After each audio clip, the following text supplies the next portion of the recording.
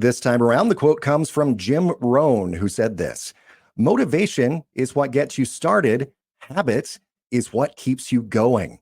And I love that because it's like, yeah, you got to have some motivation, but that, the motivation is the thing that helps you, take that first step or take the first few steps. Then once you have that, sort of ingrained in you, it becomes habit. Yes, one of my good friends, one of my mentors, I'll even throw his name out there. His name's Greg. He always says that the habit is the goal, right? You should make the habit the goal. And I think Jim's quote applies very well to retirement planning because in the beginning, motivation might drive somebody to start saving. Maybe you envy a friend's retirement lifestyle, or you just simply realize that time is ticking, and that can definitely spark a sense of urgency. The initial motivation is essential as it pushes people to take those first crucial steps, right? Setting up their retirement accounts, learning about investment options, seeking professional guidance. But motivation can fluctuate. Okay. And that is where habit becomes key. And the habit is the goal. Okay. By developing consistent savings habits, automatically setting aside a portion of your paycheck each and every single week, routinely reviewing your investment allocations, a person can stay on track even when the motivation itself wanes a little bit. And just as habits sustain other long-term goals, those small, steady actions tend to accumulate over time, ultimately building the financial security that you guys are aiming for in retirement. So make the habit the goal. Yeah, make the habit the goal. And then whatever that other thing that maybe was the motivating factor in the beginning, that, retirement goal or whatever goal you had set for the future, that can become reality. If you make that the habit, like you have that goal in your sight, right? But then you make your focus on just building that habit and making the thing that you need to reach that goal become a habit. And over time, you're definitely going to reach whatever goal you had set for yourself in the beginning. I saw a great visual on this very thing. I'm not even kidding. Yesterday, I was scrolling through some of the people that I follow on Facebook. And, some people have some motivational quotes and some people just have some really, really good information. And it was a chart. And the first chart was on the top and it was motivation. It had this big, huge bounce and then a smaller bounce and then a smaller bounce and a smaller bounce. And the bounce, just think of a ball. If you throw a ball up in the air, it's going to bounce hard and high first, and then it just slowly wanes out. And then below that, it just said consistency. And it was just the same bounce over and over and over and over and over again. And it was so powerful. And I just realized we had already had this set up as a topic to speak about, but I just realized how applicable that is in, this particular segment when talking about retirement planning.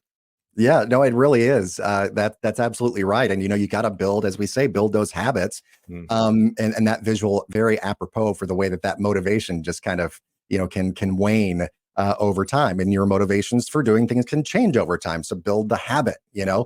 And here's the thing too. I mean, it goes directly into this story that we ran into about habits and about wealthy retirees and what habits they had before retirement, and how that relates to today's pre-retirees, right? So this was on gobankingrates.com. And, when it comes to retirement planning, wealthy retirees did have certain money habits in common during their working years.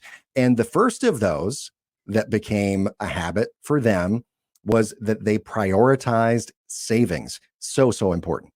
It is important. And I want to point out to each and every single one of our listeners, because I know we have listeners who are not wealthy. Okay. I was not wealthy when, I was in my 20s and 30s, right? And even 40s. I had to learn a lot of different things, so no matter how much money you make, what we found and this study found is that wealthy retirees made it a point to save a substantial portion of their income consistently, regardless of economic conditions. You know what that translates into, for me, Matt? They paid themselves first. They understood the importance of doing that. Number one, paying themselves first. But just as important, if not more important, they understood the importance of living below their means and focusing on long-term financial goals over short-term pleasures. Okay. Those individuals invested wisely. They diversified their portfolios in order to minimize the risk and then maximize their return on their money.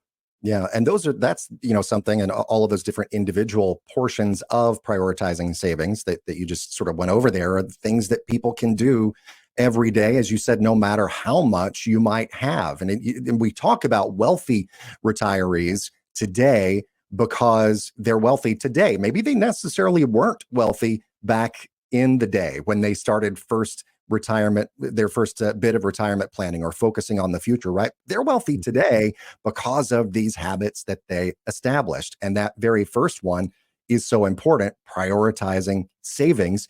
They also maxed out their 401k plans. You got to do that. I mean, because if you don't do that, especially if you have the employer match, right, Mike, you talk about if you don't take the employer match and max that out, at least you're telling me you don't like free money. Yeah. Yeah. I'm like, you don't like free money, do you? And they're like, what do you mean? I'm like, well, you told me your employer matches 5%, but you're only doing 3%, right? And so you're leaving 2% on the table plus the 2% that they're going to contribute on your behalf. So it's really 4%. And when you do that month in and month out, year in and year out, decade in and decade out, that adds to a considerable amount of money. But wealthy retirees didn't just contribute to their retirement accounts. They actually maxed them out. And so we know that a lot of people are not in a point in their career when they can max out their retirement accounts, but do more than the minimum. I think that's the message, right? Do more than the minimum. And once you hit stride and you're in your prime earning years and the kids are not on the teat as much, so to speak, and you're able to have a little bit more discretionary income, instead of you're using your discretion to take a vacation or to buy a new set of golf clubs or to buy that new pair of shoes, instead save it. Okay. Most people contribute about 3% of their paycheck to their 401k plans, whereas the wealthy people themselves, they challenge themselves to save before they spend. Spending comes as a reward only after they have paid themselves first. Yeah. And if you do that, future you will definitely be thankful